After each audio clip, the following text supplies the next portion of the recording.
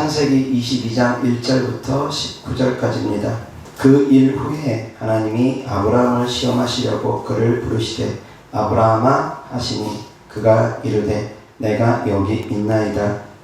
여호와께서 이르시되 내 아들 내 사랑하는 독자 이삭을 데리고 모리아 땅으로 가서 내가 내게 일러준 한 산 거기서 그를 번제로 드리라. 아브라함이 아침에 일찍이 일어나 나귀에 안장을 지우고 두 종과 그의 아들 이삭을 데리고 번제에 쓸 나무를 쪼개어 가지고 떠나 하나님이 자기에게 일러주신 곳으로 가더니 제3일에 아브라함이 눈을 들어 그곳을 멀리 바라본지라. 이에 아브라함이 종들에게 이르되 너희는 나귀와 함께 여기서 기다리라. 내가 아이와 함께 저기 가서 예배하고 우리가 너희에게로 돌아오리라 하고, 아브라함이 이에 번제나무를 가져다가 그의 아들 이삭에게 지우고 자기는 불과 칼을 손에 들고 두 사람이 동행하더니 이삭이 그 아버지 아브라함에게 말하여 이르되 내 아버지여 하니 그가 이르되 내 아들아 내가 여기 있노라. 이삭이 이르되 불과 나무는 있거니와 번제할 어린 양은 어디 있나이까?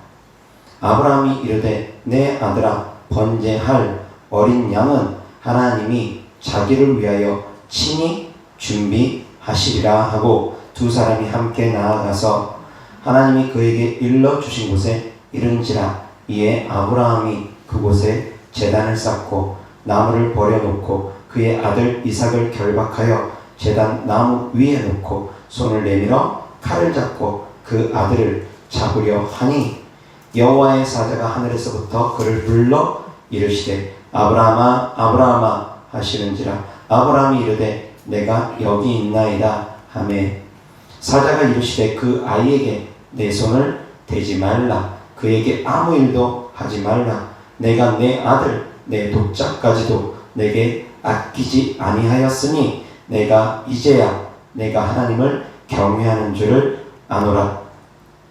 아브라함이 눈을 들어 살펴본즉 한 순양이 뒤에 있는데 뿔이 숯불에 걸려 있는지라. 아브라함이 가서 그 순양을 가져다가 아들을 대신하여 번제로 드렸더라.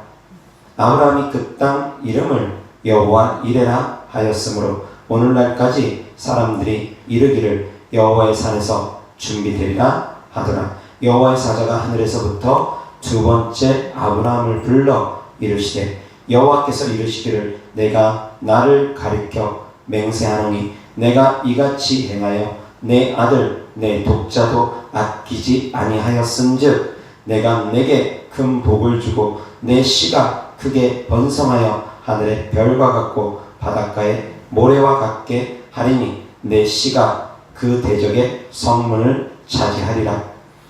또 내 씨로 말미암아 천하 만민이 복을 받으리니 이는 내가 나의 말을 준행하였음이니라 하셨다 하니라. 이에 아브라함이 그의 종들에게로 돌아가서 함께 떠나 부엘세바에 이르러 거기 거주하였더라. 아멘. 13절 다같이 시작. 아브라함이 눈을 들어 살펴본즉 한 순양이 뒤에 있는데 뿔이 숯불에 걸려 있는지라. 아브라함이 가서 그 순양을 가져다가 아들을 대신하여 번제로 드렸더라. 14절 시작. 아브라함이 그 땅 이름을 여호와 이레라 하였으므로 오늘날까지 사람들이 이르기를 여호와의 산에서 준비되리라 하더라. 아멘. 자, 오늘 하나님 말씀 주제는 여호와 이레 준비하시는 하나님이라는 주제로 하나님 말씀 전하고자 합니다. 제목 다 같이 따라합니다. 여호와 이레 준비하시는 하나님. 아멘. 하나님께서 우리를 위해서 독생자 예수 그리스도를 준비하셨습니다. 그것의 비밀이 본문 사건에 담겨져 있습니다. 아브라함이 그 아들 이삭을 아끼지 아니하고 하나님께 번제물로 드리려 했던 이 사건은 바로 하나님께서 그 독생하신 예수 그리스도를 우리를 위해서 하나님께서 독생하신 예수 그리스도를 보내주셨다는 것을 의미하는 것입니다. 그러한 뜻이 본문 내용 가운데 담겨져 있습니다. 이삭은 어린 양과 같습니다. 어린 양과 같습니다. 아브라함의 독생자 이삭은 하나님 아버지의 독생자 예수 그리스도와 같습니다. 어린 양 대신 예수 그리스도를 하나님께서 우리에게 보내주심을 미리 알려주신 사건이라는 것입니다. 하나님은 우리를 위해서 예수님을 예배해 주셨습니다. 그것을 알려주기 위함이라는 것입니다. 어린 양은 곧 예수님을 의미합니다. 준비되어진 어린 양, 여호와에게 준비되어진 어린 양, 그것은 바로 예수님을 의미하는 것이라는 것입니다. 하나님께서는 아브라함에게 그것을 미리 보여주신 것입니다. 여호와 일에 준비하신 하나님입니다. 하나님께서는 우리를 위해서 예수님을 준비하고 계셨다는 것입니다. 예수님이 우리의 죄를 대신하기 위하여 번제물이 되어주셨습니다. 번제물의 의미는 죄를 대속하는 의미를 갖고 있습니다. 어린 양이 번제물이 되어진다는 것, 그것은 우리의 죄를 어린 양이 피로써 대신한다는 것을 의미하는 것입니다. 예수님께서 십자가에 못 박혀 죽으심은 바로 어린 양을 의미하는 것입니다. 이어서 하나님 말씀 보겠습니다. 출애굽기 12장 1절부터 14절까지 여호와께서 애굽 땅에서 모세와 아론에게 일러 말씀하시되 이 달을 너희에게 달의 시작 곧 해의 첫 달이 되게 하고 너희는 이스라엘 온 회중에게 말하여 이르라. 이 달 열흘에 너희 각자가 어린 양을 잡을지니 각 가족대로 그 식구를 위하여 어린 양을 취하되 그 어린 양에 대하여 식구가 너무 적으면 그 집의 이웃과 함께 사람 수를 따라서 하나를 잡고 각 사람이 먹을 수 있는 분량에 따라서 너희 어린 양을 계산할 것이며 너희 어린 양은 흠없고 1년 된 수컷으로 하되 양이나 염소 중에서 취하고 이달 열 나흘 날까지 간직하였다가 해질 때에 이스라엘 회중이 그 양을 잡고 그 피를 양을 먹을 집 좌우 문설주와 인망에 바르고 그 밤에 그 고기를 불에 구워 무교봉과 쓴나물과 아울러 먹되 날 것으로나 물에 삶아서 먹지 말고 머리와 다리와 내장을 다 불에 구워 먹고 아침까지 남겨두지 말며 아침까지 남은 것은 곧 불사르라. 너희는 그것을 이렇게 먹을지니 허리에 띠를 띠고 발에 신을 신고 손에 지팡이를 잡고 급히 먹으라. 이것이 여호와의 유월절이니라. 내가 그 밤에 애굽 땅에 두루 다니며 사람이나 짐승을 막론하고 애굽 땅에 있는 모든 처음 난 것을 다 치고 애굽의 모든 신을 내가 심판하리라. 나는 여호와라. 내가 애굽 땅을 칠 때에 그 피가 너희가 사는 집에 있어서 너희를 위하여 표적이 될지라. 내가 피를 볼 때에 너희를 넘어가리니 재앙이 너희에게 내려 멸하지 아니하리라. 너희는 이 날을 기념하여 여호와의 절기를 삼아 영원한 규례로 대대로 지킬지니라. 아멘. 3절 시작. 너희는 이스라엘 온 회중에게 말하여 이르라. 이달 열흘에 너희 각자가 어린 양을 잡을지니 각 가족대로 그 식구를 취하여 어린 양을 취하되. 아멘. 열흘에 어린 양을 취했습니다. 열흘에 히브리 달력으로 1월 10일입니다. 히브리 달력 기준으로 1월 10일에 어린 양을 먼저 예비했다라는 것입니다. 어린 양을 준비하고 있었다라는 것입니다. 그리고 그 어린 양을 잡은 날짜는 1월 14일입니다. 1월 10일 날 예비해놓고 1월 14일 날 어린 양을 잡았습니다. 예수님께서 어린 양으로 이 땅에 오셨습니다. 그리고 예수님의 공생애는 3년 반입니다. 1월 10일 날 어린 양을 미리 준비해놨고 1월 14일 날 어린 양을 잡았습니다. 약 3일 반입니다. 날수로는 4일이지만 정확하게 만으로 따지면 3일 반 정도의 날수가 되어질 것입니다. 예수님께서 공생에 들어간 기간하고 동일합니다. 예수님께서 처음 사역을 시작할 때 세례 요한이 예수님을 향해서 보라, 세상 죄를 지고 가는 하나님의 어린 양이로다, 그렇게 고백을 합니다. 그때부터 어린 양의 사역이 시작된 것입니다.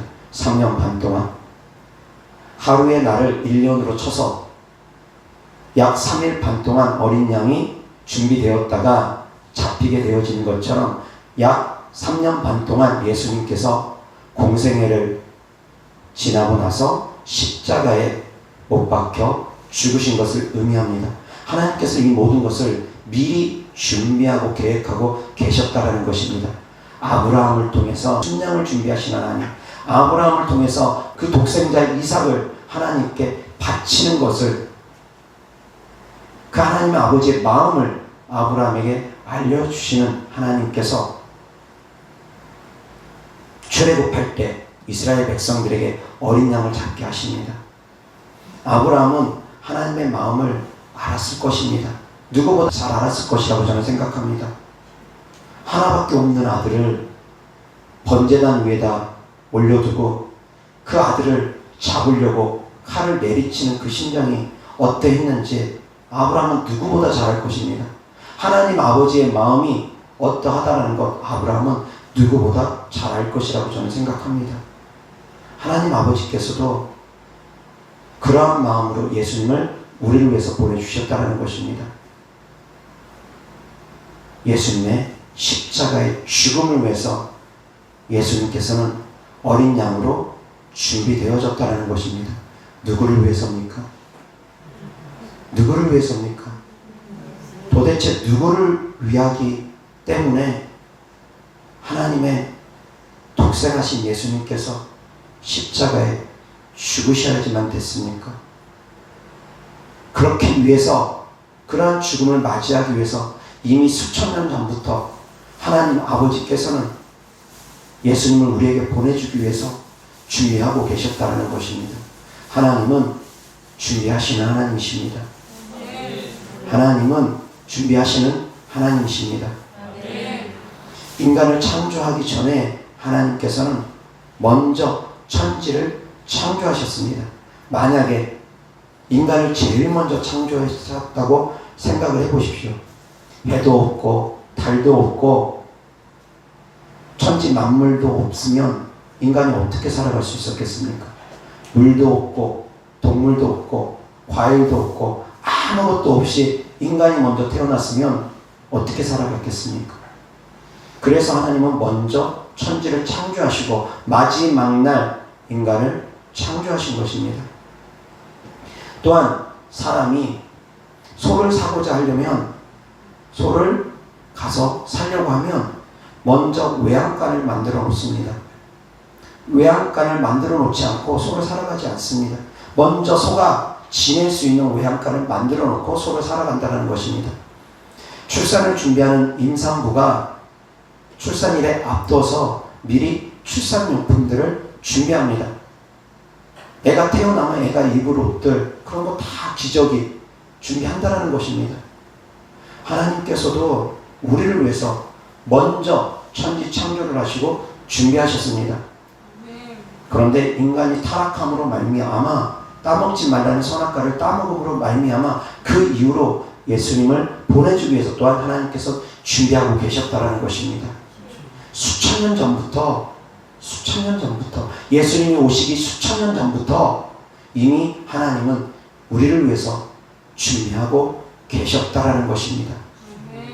또한 예수님께서도 우리를 위해서 처소를 준비한다고 하시며 가셨습니다. 너희는 마음에 근심하지 말라. 하나님을 믿으니 또 나를 믿으라. 너희를 위하여 처소를 예비하러 간다. 그렇지 않으면 너희에게 미리 알려줬을 것이다. 우리를 위해서 천국에 가셔서 또한 준비하고 계시다라는 것입니다. 우리를 다시 데리러 오기 위해서 준비하고 계시는 것입니다. 우리를 위해서 예수님께서 오셨던 것처럼 우리를 다시 데리러 오시기 위해서 예수님께서 천국에 집을 만들어 놓고 준비하고 오신다라는 것입니다. 우리를 위해서 준비하신 하나님이십니다. 부모가 자녀가 태어날 때를 준비하고서 출산용품들을 미리 준비하듯이 하나님께서도 우리를 위해서 동일하게 준비하신 하나님이십니다. 우리가 창조되어지기 전부터 우리를 위해서 먹을 거, 마실 거, 입을 거 다 준비해 놓으셨고, 우리를 이 땅에서 다시 데리러 오시기 위해서, 이 땅에 있는 우리를 다시 데리러 오기 위해서 천국에 우리를 위해서 또 먹을 거, 마실 거, 입을 거, 우리를 위해서 처소 다 마련해 두신다는 것입니다. 좋으신 하나님을 믿으시기 바랍니다. 좋으신 하나님 아버지를 믿으시기 바랍니다. 부모가 자녀를 위해서 준비하듯이 하나님 아버지께서 우리를 위해서 준비하는 것에 소홀함이 없으십니다. 소홀함이 없이 철저하게 준비하고 계십니다. 그런데 아셔야지 될 것은 우리가 행한 대로 또한 준비해 주시는 공의의 하나님이신 걸 또 아셔야 됩니다. 누구나에게 다 동일하게 대궐 같은 집을 만들어 주지는 않습니다.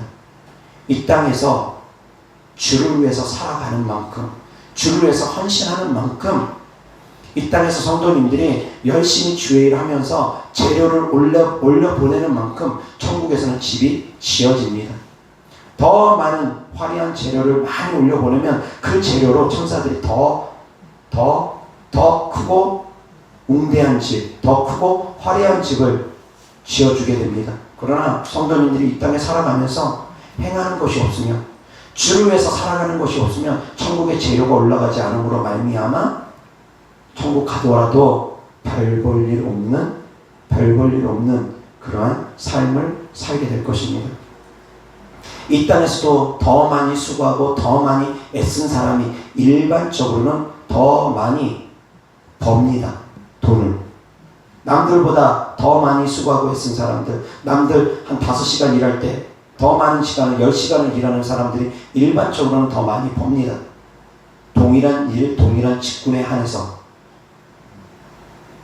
일에 그런 격차가 있는 부분 말고, 같은 직군, 같은 일을 함에 있어서 어떤 사람 1시간 일하고 어떤 사람은 10시간 일한다고 하면 시간당 똑같이 1만 원이라고 하면 1시간 일한 사람은 하루에 10,000원을 버는 것이고 10시간 일하는 사람은 하루에 10만 원을 버는 것입니다.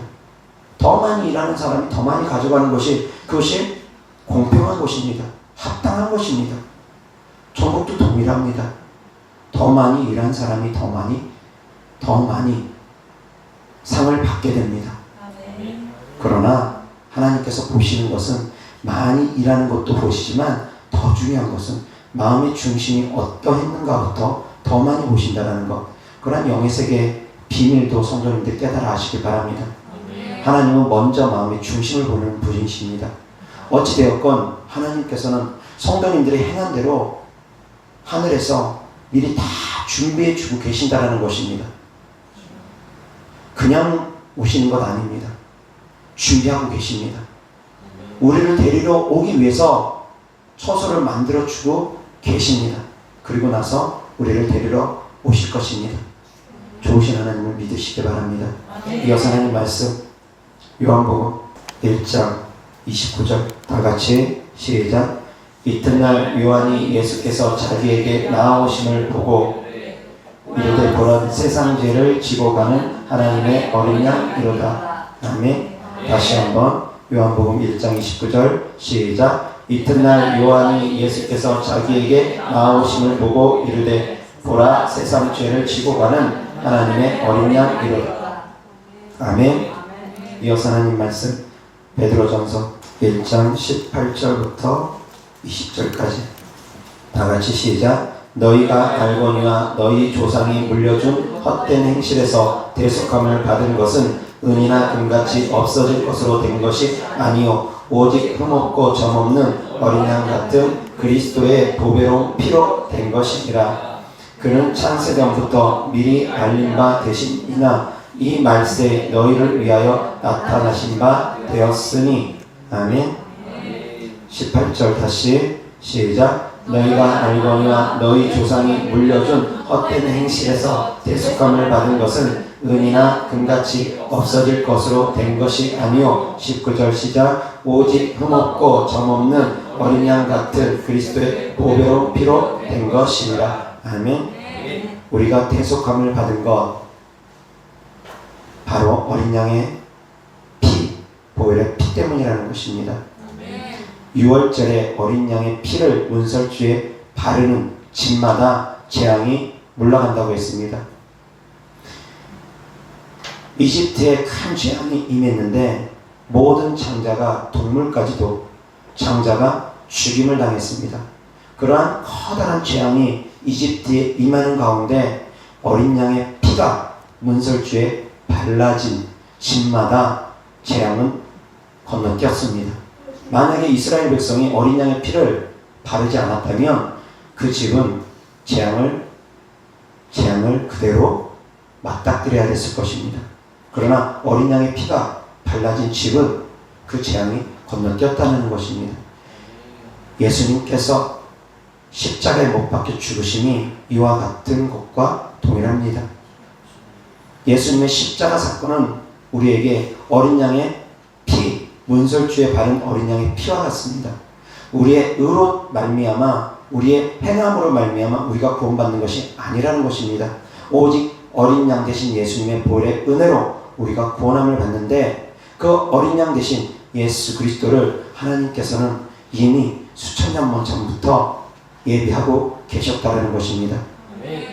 예수님을 예비하셨던 하나님께서 또한 우리를 위해서 예수님을 통해서 처소를 예비해 주고 계시다라는 것입니다. 자, 그러면 우리는 어떻게 해야 되겠습니까? 하나님께서 우리를 위해서 지금 처소를 마련하고 있습니다. 그리고 우리를 다시 데리러 오기 위해서 준비하고 계십니다. 우리는 어떻게 해야 됩니까? 가만히 있으면 됩니까? 우리도 동일하게 보라 신랑이로다 맞으러 나오라 그 음성이 들리기까지 준비하고 있어야 되는 것입니다.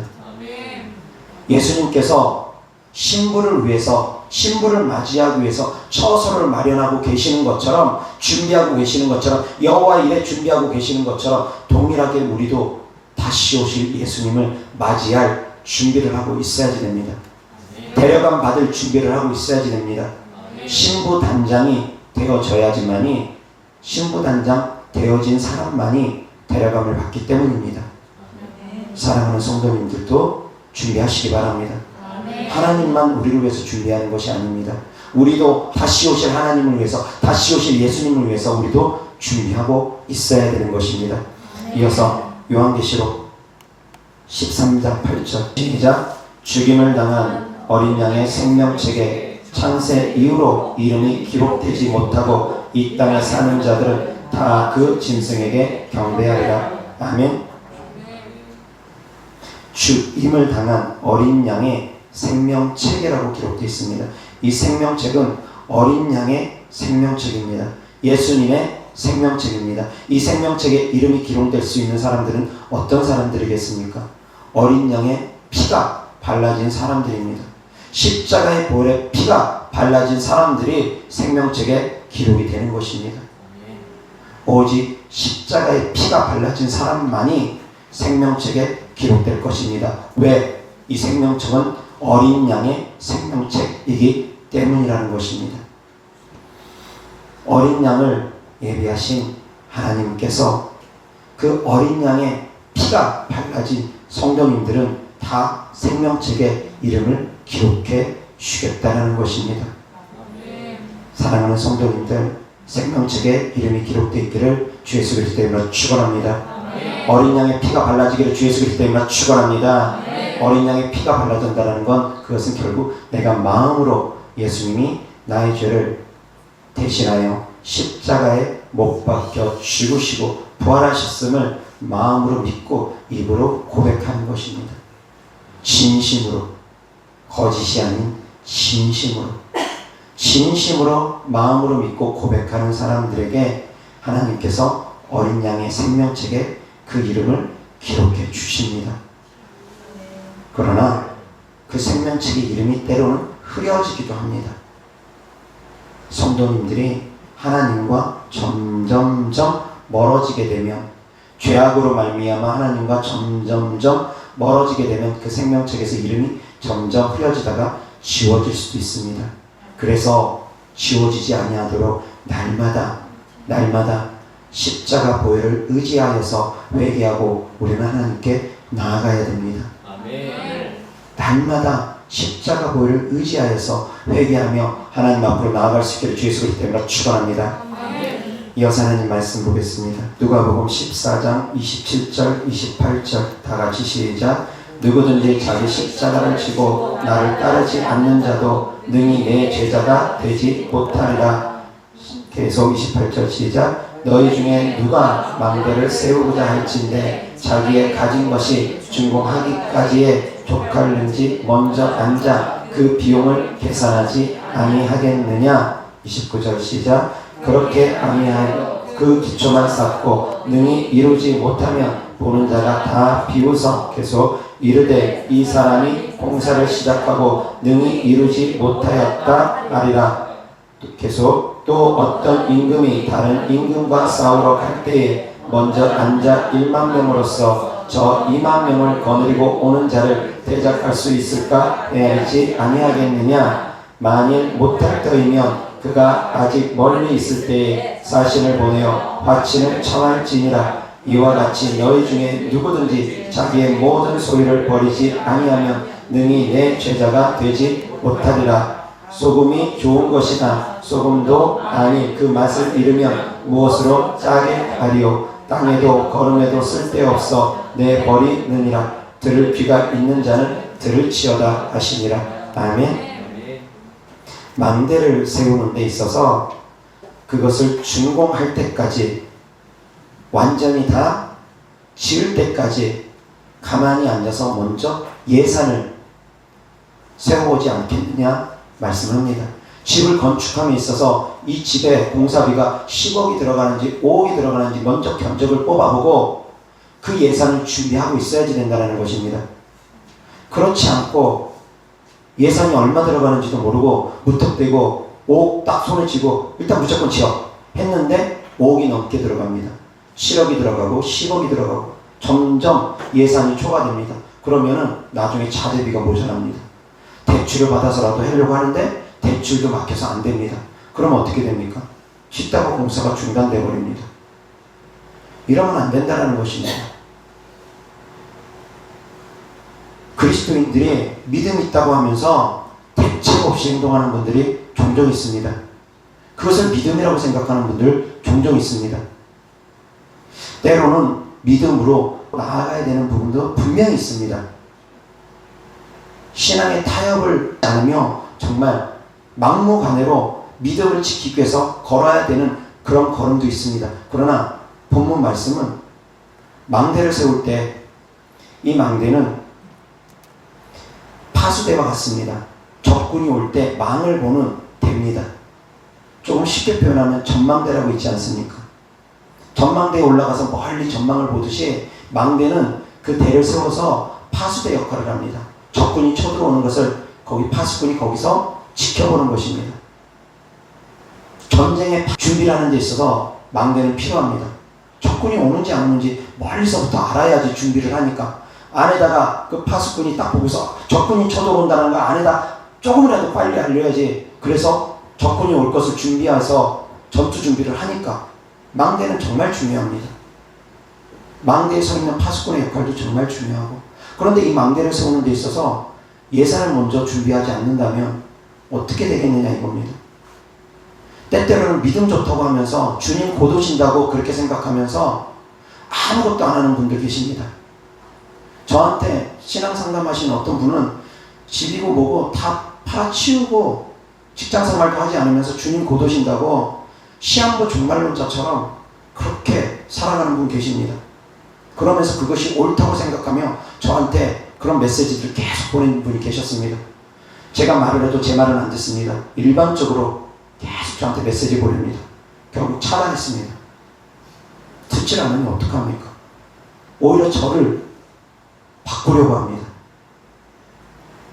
시한부 종말론자가 되어서 주님 곧 오신다고 하면서 아무것도 안 하고 직장생활도 안 하고 가정도 돌보지 않고 있는 재산 다 팔아치우면서 그렇게 살아가는 분들, 그건 바람직한 믿음 아닙니다.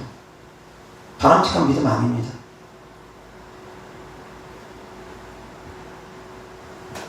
전쟁을 준비하기 위해서 망대를 세워야 될 때 예산 미리 세워보라는 것입니다.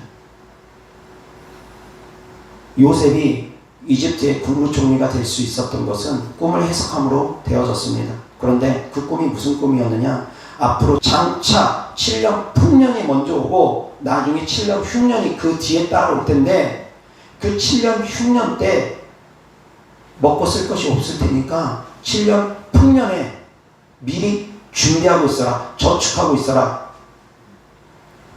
그것이 요셉을 통해서 하나님께서 이집트 사람들 그리고 더 큰 뜻으로 야곱의 족속들을 돌보기 위한 뜻이 그 안에 담겨져 있었다는 것입니다. 7년 풍년에 흉년을 준비하라는 것입니다. 젊어서 열심히 벌어서 노후에 힘 빠져서 벌지 못할 때 준비하라는 것입니다. 노후 대책도 하라는 것입니다. 지금 당장 돈 좀 번다고 먹고 쓰고 그러는 분들 계시죠? 세상적으로 직장만 하는 건 관심 없고 차만 삐까 번쩍한 거, 남들 보기에 의시될 수 있는 것들, 그런 허영심에 불타서 허영심 때문에 그냥 돈 버는 대로 그냥 쓰는 사람들, 요즘 젊은 사람들 가운데 그런 분들 계시죠? 집 준비하는 건 중요하게 생각하지 않습니다. 당장 사람들 앞에 자존심 세우는 것만 중요하게 여기고 너무 허망되게 쓰는 그런 분들. 그리스도인들이 그러한 삶을 살면 안 됩니다. 그리스도인들은 써야 될 땐 쓰지만 아껴야 될 땐 또 누구보다 잘 아낄 수 있어야 됩니다. 주님이 내놓으라 할 때는 어린 양이라도 어린 낙이라도 다 내어드릴 수 있어야지 되지만 그때까지는 주님이 내놓으라 할 때까지는 지혜롭게 관리해야 됩니다. 우리는 다 청지기와 같습니다. 다 청지기와 같습니다. 내 것이 다 내 것이 아닙니다. 무조건 낭비하는 것, 주님 곧 오시니까 막 살아도 된다, 그런 어리석은 자는 있어서는 안 됩니다. 내일 주님이 오시더라도 오늘 하루를 살아가야 된다고 저는 끊임없이 메시지 전합니다. 주님 오심을 준비하는 거 아무것도 하지 말고 산으로 들로 들어가가지고 기도원으로 들어가서 하루 종일 기도만 하고 있으라는 거, 그거 절대 아닙니다. 그렇게 한다고 주님 오심이 준비되어질 것 같으면 다 때려치고 직장이고 뭐고 다 때려치고 기도원 들어가서 기도만 하고 있으면 되겠죠. 아닙니다. 그렇게 한다고 주님 오심이 준비되어지는 것이 아닙니다. 삶 가운데서 주님 오심이 준비되어질 수 있습니다.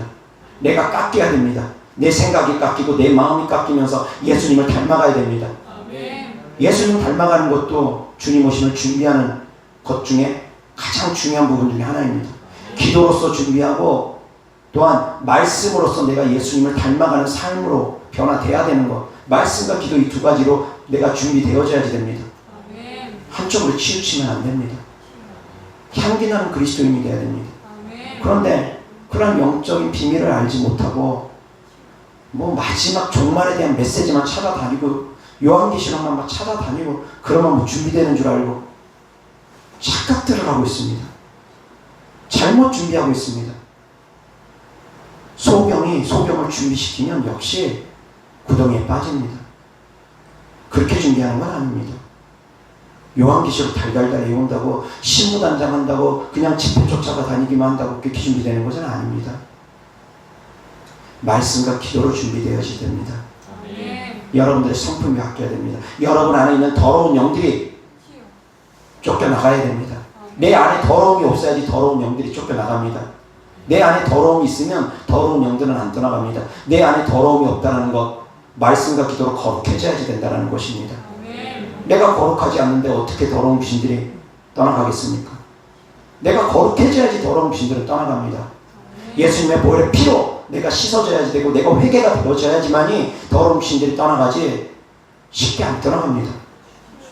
어떤 분이 최근에 저한테 연락이 와가지고 자기 몸이 너무 아프다고 목사님 평일날 사역하십니까? 묻더라고요. 평일날 찾아와서 사역을 받기를 원한다라는 그런 메시지를 저에게 보내길래 제가 먼저 전화통화를 해봤습니다. 그랬더니 제 설교는 한 편을 드렸는지 몇 편을 드렸는지 물어보니까 명확하게 이야기를 못 하시더라고요. 설교는 제대로 안 들은 상태에서 이제 귀신만 빠르게 쫓기를 바라는 그런 마음이었습니다.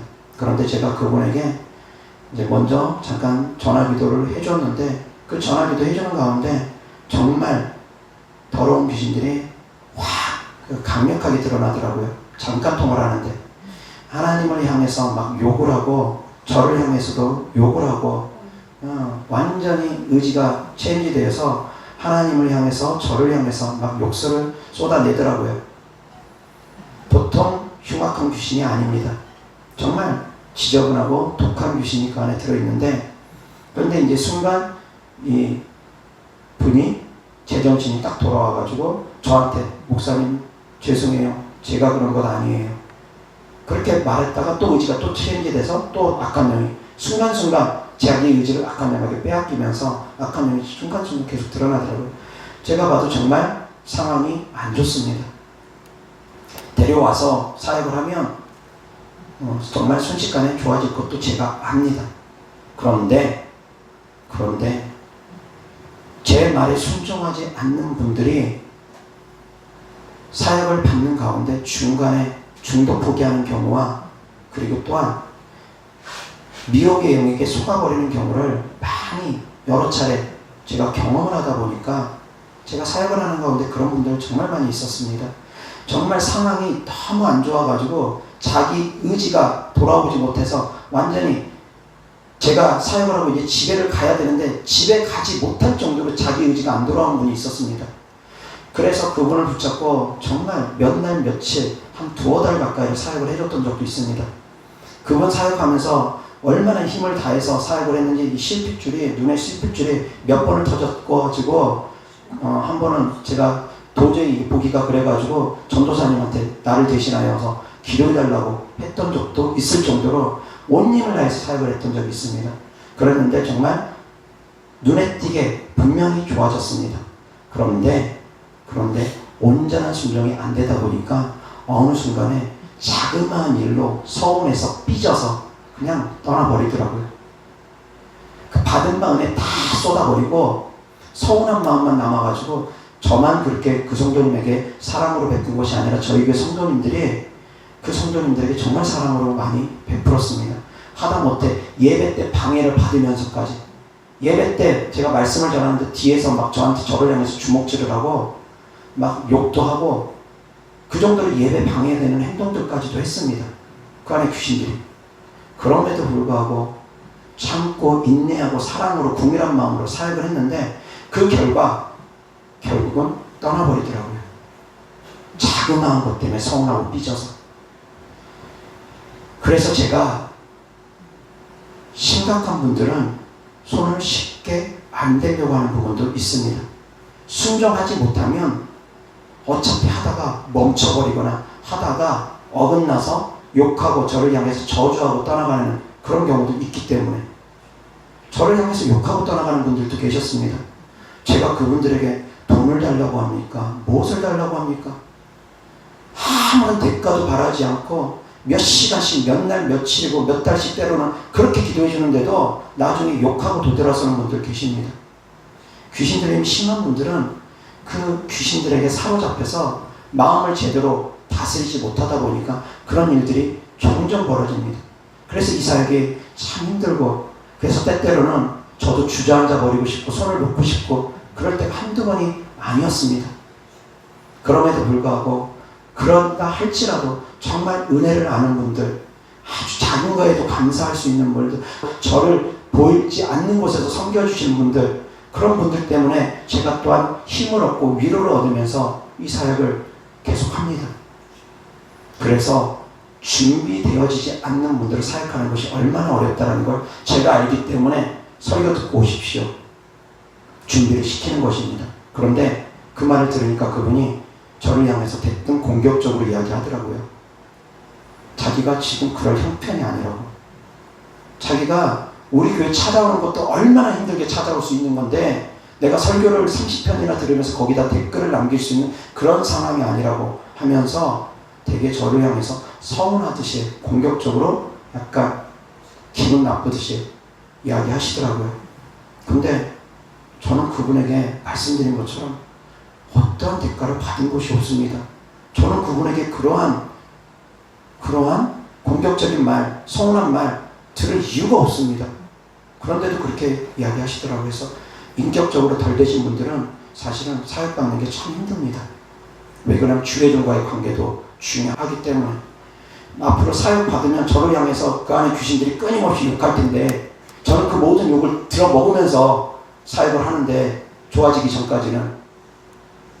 그런데 저를 향해 서운한 마음을 갖더라고요. 준비 안 되면 힘듭니다. 정말 준비 안 되면 힘듭니다. 기본적으로 고마움도 알아야 됩니다. 대가를 받아서 제가 사역을 하는 것 아닙니다. 대가 내놓으라고 사역하는 것도 아니고 그런 말씀 드리는 것도 절대 아닙니다. 그런데 그 고마움, 감사함을 모르는 분들, 하다못해 간증조차도 하지 않고 그냥 고침만 받고 돌아가 버리는 분들, 문자 한 통 감사하다는 문자 한 통 보내지 않는 분들, 그런 분들도 정말 많습니다. 근데 그런 건 저는 개의치 않습니다. 준비만 되어지면, 간절함만 있으면 상관없이 저는 사역을 합니다. 은혜 받기를 원하시면 사랑하는 성도님들 은혜 받을 만한 자세를 취하시기 바랍니다. 아멘. 나는 은혜 받을 자세가 안 돼 있으면서 자꾸 은혜만 내놓으라고 하면 되겠습니까? 그릇에라는 잔뜩 지저분한 것들을 담아두고서 왜 여기다 음식 안 담아주냐고 밥그릇만 들이밀면 되겠습니까? 그릇을 먼저 깨끗하게 해야죠. 더러움을 먼저 치워야죠. 순종을 해야죠. 순종할 생각은 하지 아니하고 그냥 귀신만 쫓아주십시오. 병만 고쳐주십시오. 그런 분들 너무나 많습니다. 그런데 제가 왜 그런 말씀들을 드리냐면 말씀으로도 귀신이 떠나가기 때문입니다. 말씀으로 내가 변화되어야지만이 신분안장이 되어집니다. 말씀과 기도는 항상 같이 하는 것입니다. 축사가 내적 축사와 외적 축사가 항상 같이 하는 것입니다. 내적 축사는 마음의 상처들이 치유되어야 됩니다. 말씀으로 마음의 상처들이 치유되어야 됩니다. 그런데 이건 관심이 없고 그냥 귀신만 쫓아주십시오. 그러면서 그렇게 해주지 않으면, 제가 자기들이 원하는 방법대로 해주지 않으면 서운하고 삐지고, 그렇게 영적으로 무지한 분들이 너무 많다라는 것입니다. 준비되어져야지 됩니다. 마지막 때 주님 오심을 우리는 준비해야 됩니다. 어떻게 준비합니까? 말씀과 기도로 내 삶을 변화시키며 기도로 성령 충만함이 채워지면서 준비하는 것입니다. 깨어서 준비할 수 있기를 주 예수 그리스도 이름으로 축원합니다. 여호와 하나님 말씀 보겠습니다. 요한복음 14장 1절부터 3절까지 시작. 너희는 마음에 근심하지 말라. 하나님을 믿으니 또 나를 믿으라. 내 아버지 집에 거할 곳이 많도다. 그렇지 않으면 너희에게 일렀으리라. 내가 너희를 위하여 거처를 예비하러 가노니 가서 너희를 위하여 거처를 예비하면 내가 다시 와서 너희를 내게로 영접하여 나 있는 곳에 너희도 있게 하리라. 아멘. 하나님께서 거처를 예비하신 목적, 그 목적이 3절에 있습니다. 다시 시작. 가서 너희를 위하여 거처를 예비하면 내가 다시 와서 너희를 내게로 영접하여 나 있는 곳에 너희도 있게 하리라. 아멘. 우리와 함께 하시기 위함이라는 것입니다. 이보다 더 큰 은혜가 어디 있겠습니까? 성령 하나님 우리와 함께 하시기 위해서 우리 안에 들어오셨습니다. 그리고서 우리와 더불어 먹고 우리와 더불어 마십니다. 지금 우리와 함께 계십니다. 그런데 주님 오시는 그날에 천국 가면은 이제 성령 하나님이 우리 안에 들어와 계시진 않습니다. 천국에서도 성령 하나님이 우리 안에 들어와 계시진 않습니다. 천국 가면 이제 분리가 되어집니다. 그런데 분리되어진다 할지라도 천국에서 예수님이 우리와 계속 함께 하신다는 것입니다. 하나님께서 우리와 계속 함께 하신다는 것입니다. 천국은 하나님이 우리와 함께 하시는 곳입니다. 영원토록 우리를 떠나지 않고 우리와 함께 하시는, 우리를 다스리는 곳이 바로 천국이라는 것입니다. 하나님과 함께하는 그곳이 바로 천국이라는 것입니다. 지금 우리 안에 성령 하나님이 함께 계시면 이곳이 바로 천국이라는 것입니다. 천국 가서도 하나님께서 우리와 함께 하시기 때문에 그곳이 바로 천국이라는 것입니다. 하나님이 함께하는 그곳이 어느 곳이든 그곳은 다 천국이 되어지는 것을 믿으시기 바랍니다.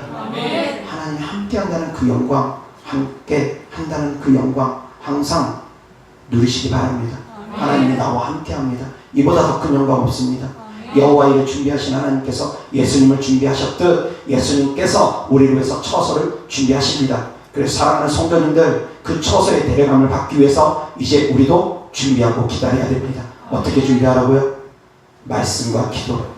말씀과 기도로 내 삶을 변화시키며 내 성품을 변화시키며 더러운 악한 영들과 영적 전쟁을 치르는 그놈들을 몰아내면서 그러면서 준비하는 것입니다. 영적 전쟁을 치른다는 것, 그것이 바로 신부단장을 준비하는 과정입니다. 왜? 귀신은 쉽게 안 떠나가기 때문입니다. 뿌리 깊은 귀신들은 쉽게 안 떠나갑니다. 기도해야지 떠나갑니다. 말씀으로 내가 변화돼야지 떠나갑니다. 그냥 떠나가지 않습니다. 말씀으로 내 생각이 변하고 내 마음이 변하고 기도를 해서 성령 충만하면서 쫓아내야지만이 그놈들이 비로소 떠나갑니다. 그래서 그놈들이 떠나갔다. 그런 분들이 바로 신부단장이 되어진 분들이라는 것입니다.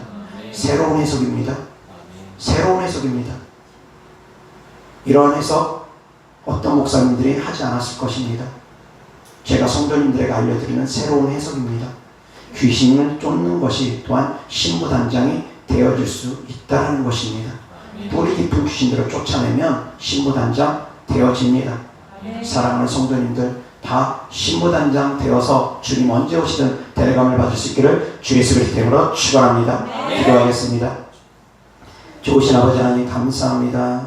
주님 우리를 위해서 처소를 준비하면 곧 데리러 오시는 날이 날로 가까워지고 있습니다. 하나님 아버지, 우리가 주님 오심을 준비할 수 있는 자들 되게 하여 주시옵소서. 말씀과 기도로 우리가 거룩하여지며 악한 영들을, 더러운 악한 영들을 남김없이 쫓아내고 더욱더 주님 닮아가며 우리가 신부단장 할 수 있도록 도와주시옵소서.